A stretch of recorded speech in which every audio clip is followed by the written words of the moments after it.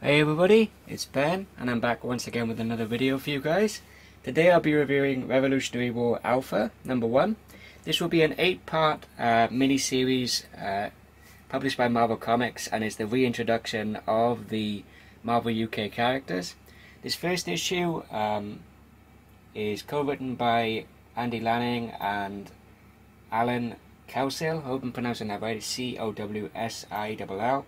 And it's illustrated by Rich Elson, and Antonio Fabela is on the colouring. So the story starts out, and we have both Pete Wisdom and Captain Britain taking down some monsters called Psycho Wraiths down on the Canary Wharf in London, England, in the UK. And you find out that the Psycho Wraiths are minions of Mystech, which Pete Wisdom gives some commentary on the fact that they dealt with Mystech years ago, and he's surprised that they're actually still around. And Captain Britain also says the same, that he's also surprised that the Mystech are still around. And so you find out that they found a hidden Mystech base, and you then have the introduction of Agent Hela of S.H.I.E.L.D. And you find out that Captain Britain has actually been working with S.H.I.E.L.D. ever since they took down Mystech all those years ago, and unfortunately for Pete Wisdom, he's been none the wiser about this until finding out in this issue that Captain Britain has been an employee of S.H.I.E.L.D. For all these years. You also have an introduction and a pretty cool guest appearance by the Samuel L. Jackson version of Nick Fury. But unfortunately for Pete, he's not too pleased about the Americans coming over and supposedly, quote-unquote, stealing their superheroes. And he doesn't seem to like Americans very much anyway, for whatever reason. And you then have the introduction and the backstory of Mystech, which are a group of techno-wizards who sold their souls to Mephisto in exchange for immortality.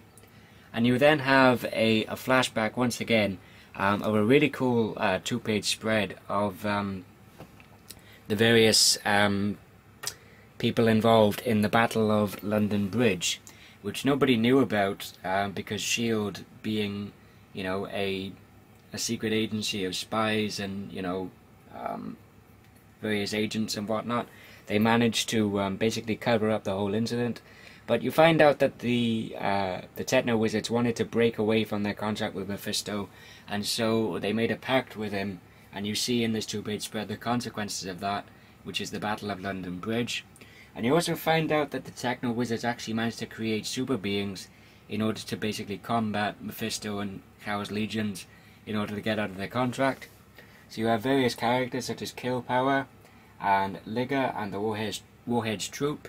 And you also see over here you have a pretty cool shot of Death's Head 2, which became involved in the conflict, being a mercenary, and so he sided with the good guys and tried to basically vanquish the various demons and whatnot that Mephisto basically unleashed on London Bridge. And you have Pete's initial shock about not knowing about this incident at all, and the fact that it's been, you know, a cover-up all these years. But then you have a pretty convincing and a pretty plausible argument by one of Pete's superiors. What's his name? His name is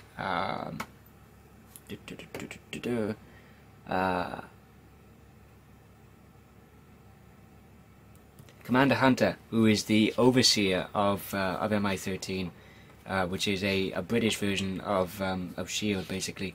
You have I've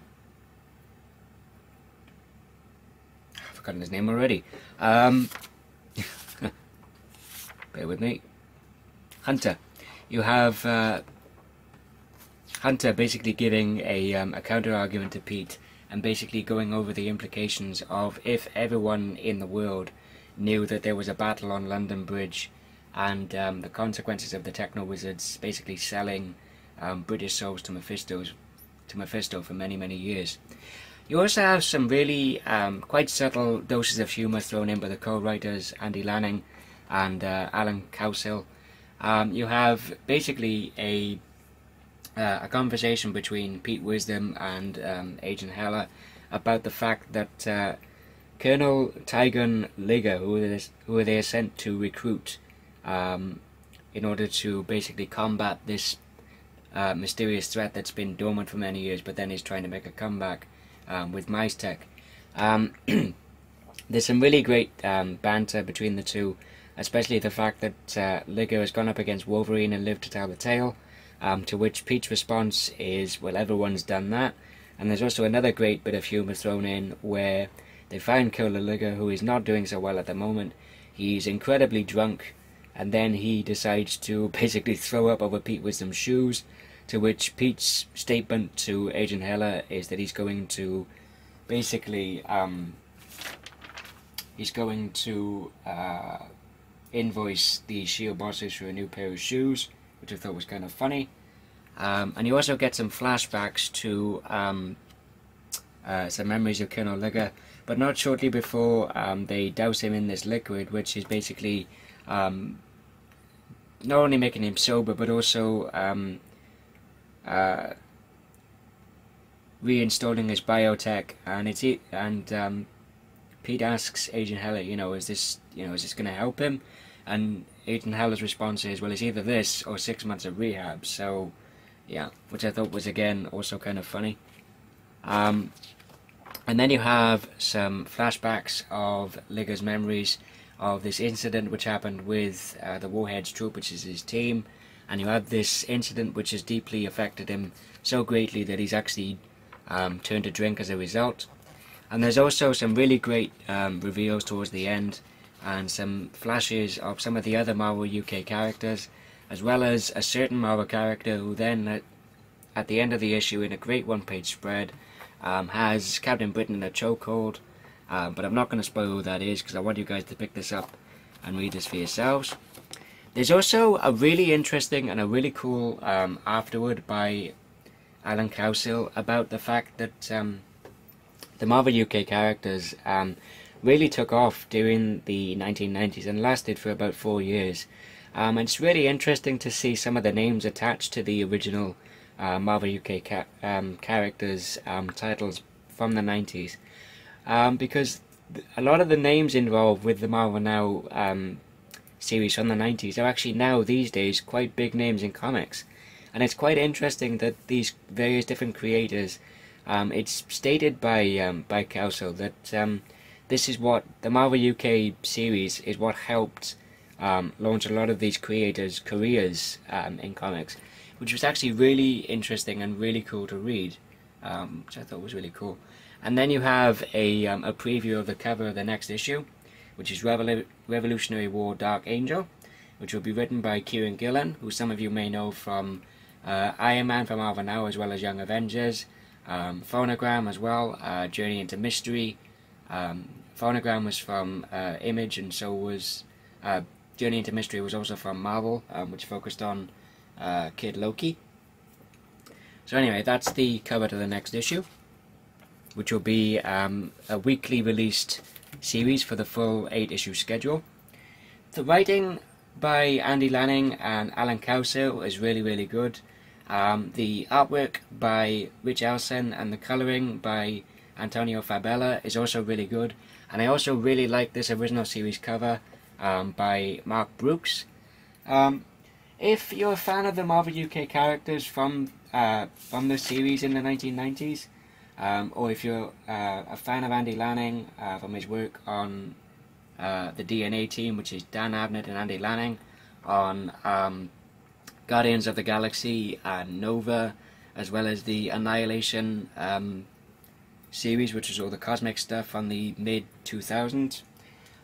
If you're a fan of, well, like I said, if you're a fan of the original series, or if you're like me and you're new to most of these characters but you know some of them by reputation, for example myself, I know Captain Britain, I know Pete Wisdom, and I know Death's Head and Death's Head 2 by reputation only. So if you're a new reader to this, then everything you need to know is included in order to fully understand what's going on. So yeah, this is a really, really good issue, and if you're a fan of the Marvel UK characters, or if you want to get into the Marvel UK characters, then I definitely recommend the Revolutionary War series. If I had to give this first issue a rating, I'd give it a 4.5 out of 5. I really enjoyed it, and I highly recommend it. And that about concludes this review video, guys. Thank you everybody for watching. Hope you all enjoyed it.